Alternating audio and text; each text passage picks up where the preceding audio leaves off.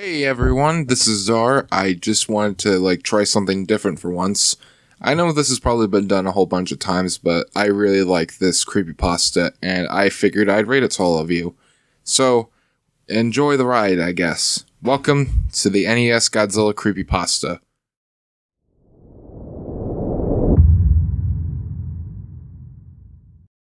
When I was a little kid, the two things I loved most in life were Godzilla and NES games. So naturally, when Godzilla Monster of Monsters came out, it was like a dream come true. Well, almost.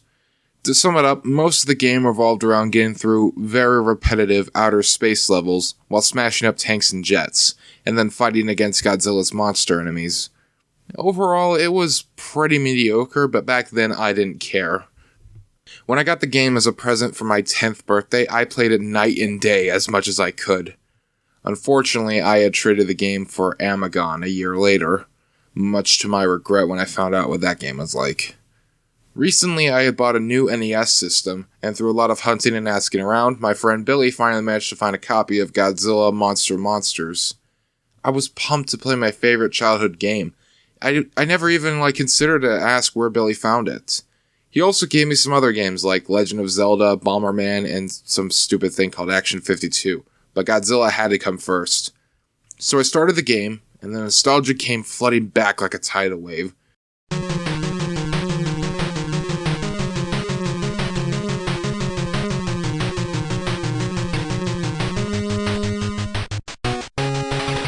Godzilla's 8-bit theme song flooded proudly through the speakers, and I was soon grinning like an idiot.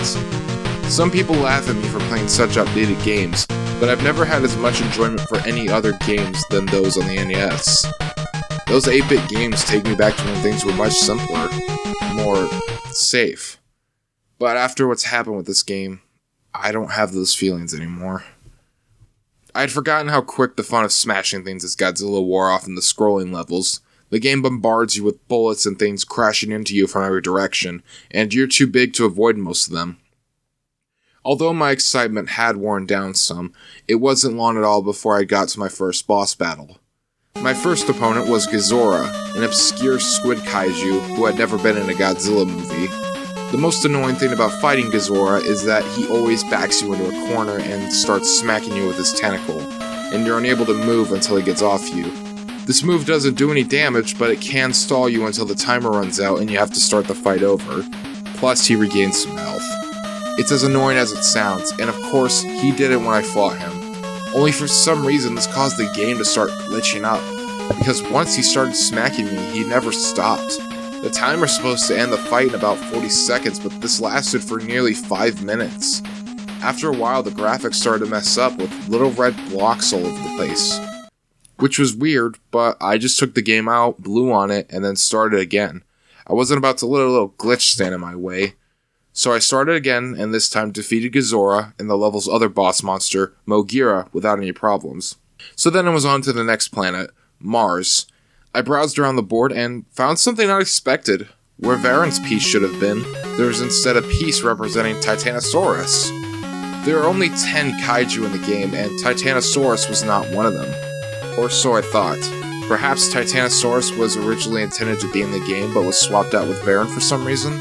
So, I began to feel very excited. Not only was I playing my favorite game, but I was playing a prototype of some sort with a new monster.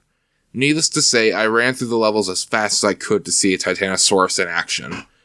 I fought Ghidorah again, and I beat him before he could do his tentacle smack, but this time the glitch started happening when he died. Ghidorah's sprite didn't sink to the bottom, but instead seemed to be devoured by the glitch. His eyes started to randomly spawn all over the screen as well. I know now that these glitches with Ghidorah were my first warning sign that something was very wrong with this game. But foolishly, I ignored it and proceeded to fight Mogira, who this time had a glitch of his own. Mogira was twice the size he should have been, which startled me. He was also considerably harder to beat than normal, which is to say, not at all. But soon I had defeated him also. But when he died, yet another glitch happened. This happened extremely fast, so I was lucky to get a screen cap of it at all. But what happened was that the giant Mogira sprite started to shatter and melt. And if you look at the garbled text at the right corner of the screen, you'll notice what appears to be a bird in a cage. I still have no idea what that meant. At this point, I was about to fight Titanosaurus, and I was worried as to what kind of glitches would happen this time. But to my surprise, Titanosaurus looked just fine.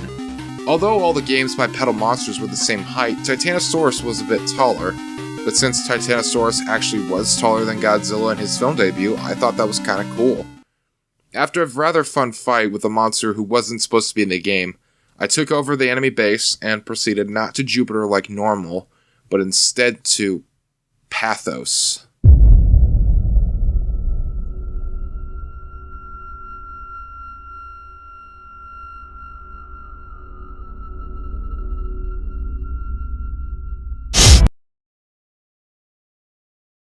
Alright, I hope you all enjoyed this. If you want to see more, be sure to like if you liked it.